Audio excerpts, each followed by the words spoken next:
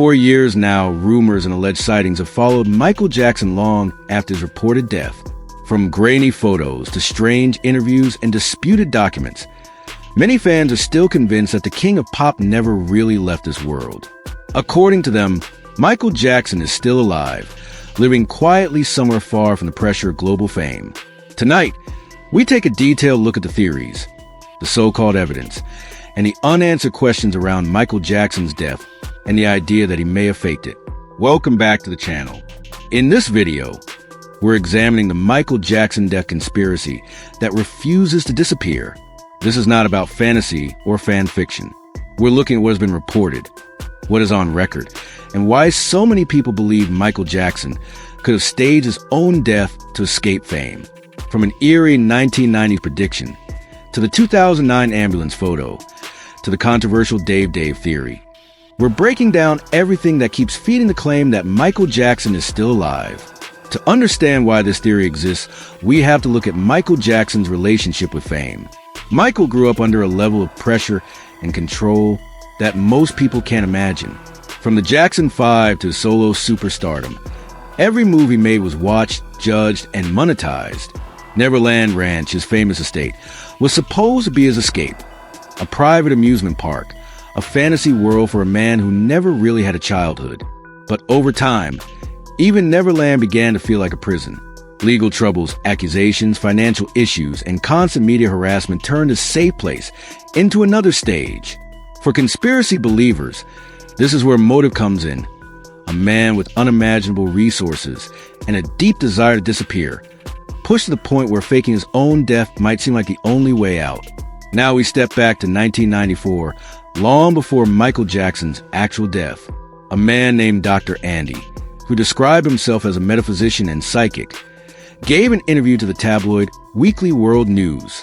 In that piece, he claimed Michael Jackson would eventually fake his own death. According to his public prediction, Michael was overwhelmed by his life, trapped in Neverland, surrounded by scandal and looming legal problems. Dr. Andy said Michael would pretend to suffer a fatal heart attack while riding the Ferris wheel at Neverland. He claimed the plan would be to cremate the body and scatter the ashes on the estate, making it impossible to prove anything. He even went as far as saying Michael would cut his hair, go underground, and start a new life as someone completely different. That prediction came roughly 15 years before Michael Jackson's real death in 2009. Most people dismiss it as tabloid nonsense, but fans who believe Michael Jackson faked his death see it as the first major piece of the puzzle. Fast forward to late 2008. Celebrity biographer Ian Halperin publicly stated that Michael Jackson was gravely ill and might not survive the next 6 months. In December 2008, he told reporters that Michael was suffering from a rare genetic lung disorder, that he might need a lung transplant, and that he could barely speak. He also mentioned internal bleeding, serious vision problems, and long-term respiratory issues. Media outlets ran headlines suggesting Michael Jackson had only 6 months to live. Then, almost exactly 6 months later, on June 25, 2009, worldwide news alerts announced that Michael Jackson had gone into cardiac arrest at his Los Angeles home and had died at the age of 50. The initial explanation was simple and devastating: a heart attack. In those first chaotic hours, major networks and newspapers repeated the same line: Michael Jackson had suffered cardiac arrest and could not be revived. Fans gathered outside hospitals, played his music in the streets, and lit candles around the world. It felt final. But months later, the official medical findings would complicate that simple narrative and give birth to the modern Michael Jackson death mystery. On August 28, 2009, the Los Angeles County coroner released the official autopsy report. It did not support the early claim of a natural heart attack. Instead, the coroner ruled Michael Jackson's death a homicide caused by acute propofol intoxication, combined with other sedatives. Propofol is a powerful anesthetic normally used in hospital operating rooms, not something given casually at home. The focus immediately shifted to his personal physician, Dr. Conrad Murray, who had been in the house with Michael Jackson that morning. This is where the timeline starts to raise serious questions. In a normal medical emergency, especially if a patient stops breathing, an immediate 911 call is standard. CPR should be performed on a hard, flat surface to give the chest compressions enough force. Yet according to evidence presented later in court, Dr. Murray did CPR on Michael while he was still on a soft bed. He also delayed calling emergency services. Estimates suggest that around 25 to 30 minutes passed between the moment Dr. Murray noticed something was wrong and the time security finally called 911 at 12:21 p.m. During that call, the guard never mentioned that the patient was Michael Jackson, only that a gentleman was not breathing. Michael Jackson security guard, Alberto Alvarez, later testified that before the 911 call, Dr. Murray instructed him to gather vials and remove a 4-bag that contained a milky white substance. That milky drug was propofol. For many observers, the fact that evidence was allegedly moved before help was called is deeply suspicious. On top of that, when investigators reviewed security footage from Michael's home, they found that important surveillance video from that day was missing or had been deleted. Some reports even claim that additional tapes from his Holmby Hills residence were destroyed or hidden. All of this fed into an already growing Michael Jackson homicide conspiracy, and for some, the idea that the official version of events wasn't the full truth. The public farewell to Michael Jackson was just as dramatic. The televised memorial at the Staples Center in Los Angeles was a global event. Cameras everywhere, celebrities' speeches, and performances watched by millions. Yet, one of Michael's closest friends, Elizabeth Taylor, refused to attend. She released a statement saying she could not be part of the public spectacle and that her grief was something private between her and Michael. That decision sparked debate. Many felt the memorial had turned into a show rather than a genuine act of mourning. The golden casket at the front remained closed throughout. There was never an open casket viewing for the public. At the end of the service, security teams quickly removed the coffin and transported it away under heavy protection. What happened next also raised eyebrows. Instead of an immediate burial, weeks passed, then months. Only on September 3rd, 2009, under very strict security, did the Jackson family reportedly hold a private funeral at Forest Lawn in Glendale. Police helicopters, K-9 units, roadblocks, and officers kept media and fans far away. In a later interview, Michael's father, Joe Jackson, claimed he did not even know exactly where his son was buried.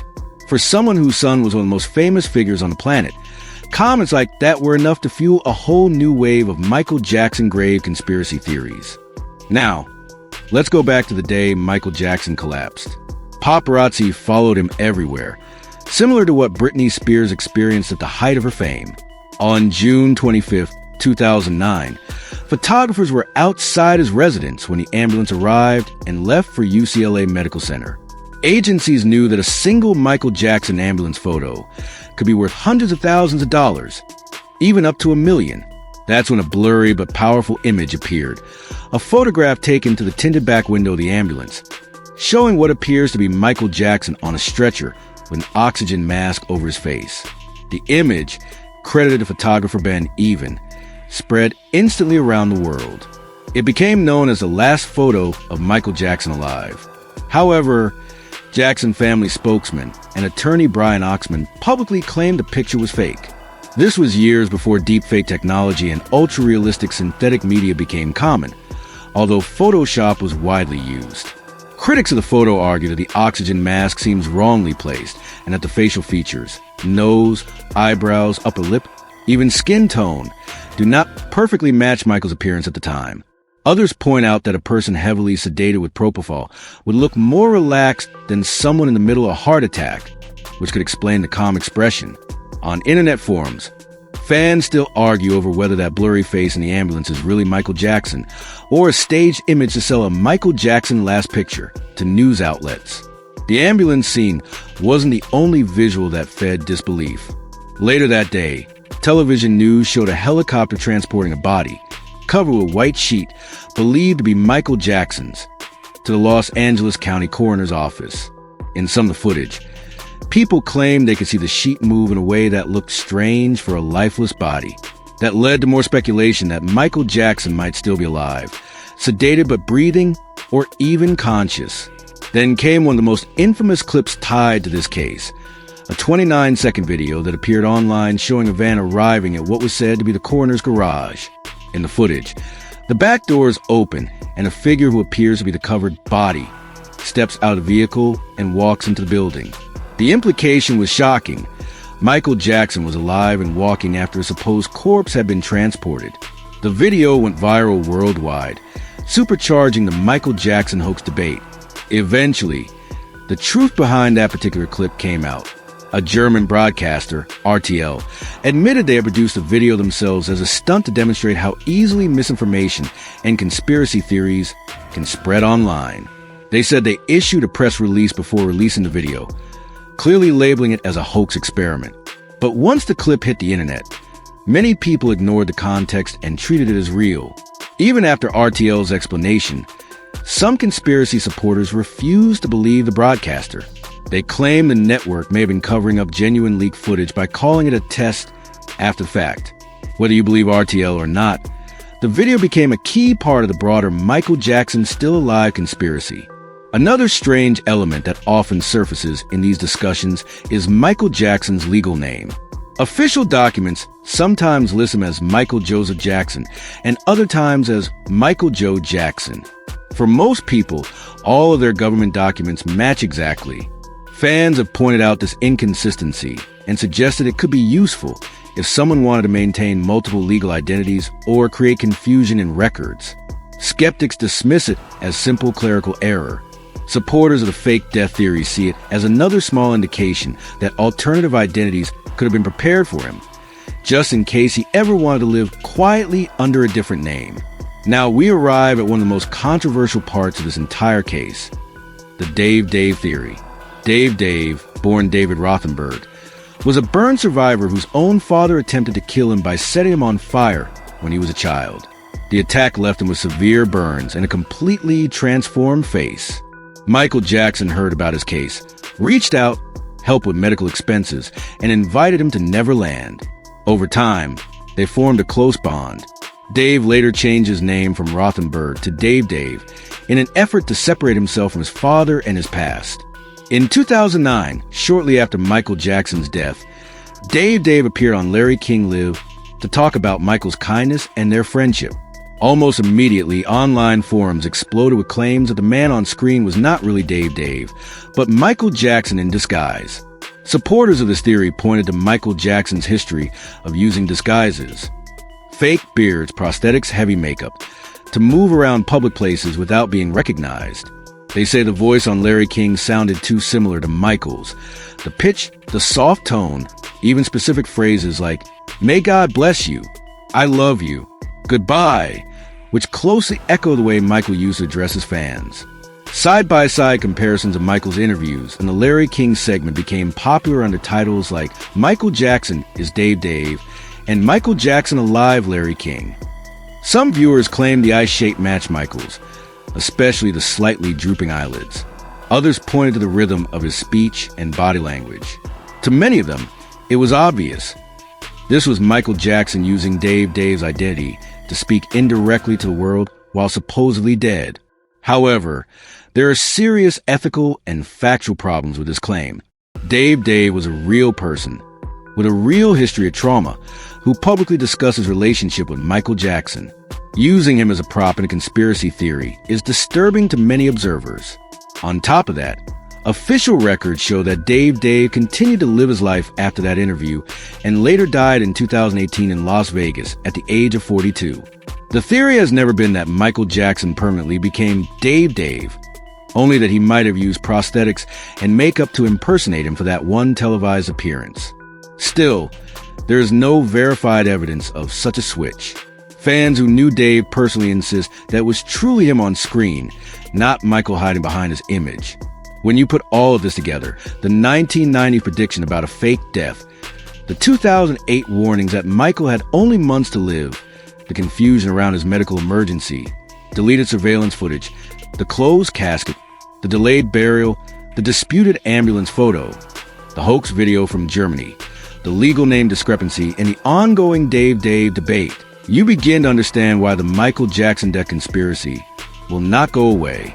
For people who loved his music and watched how badly he was treated in the media, the idea that he might have outsmarted the world and walked away from fame is strangely comforting.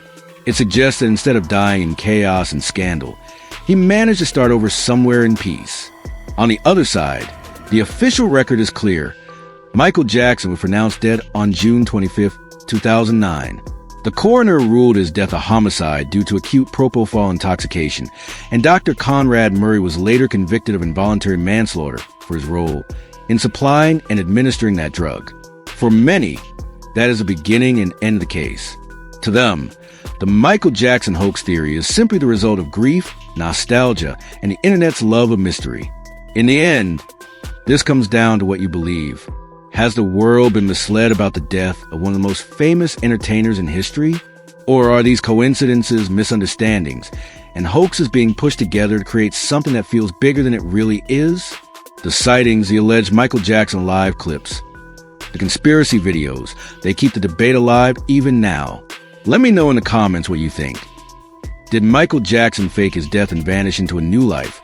Or is this just another celebrity conspiracy that will never be proven?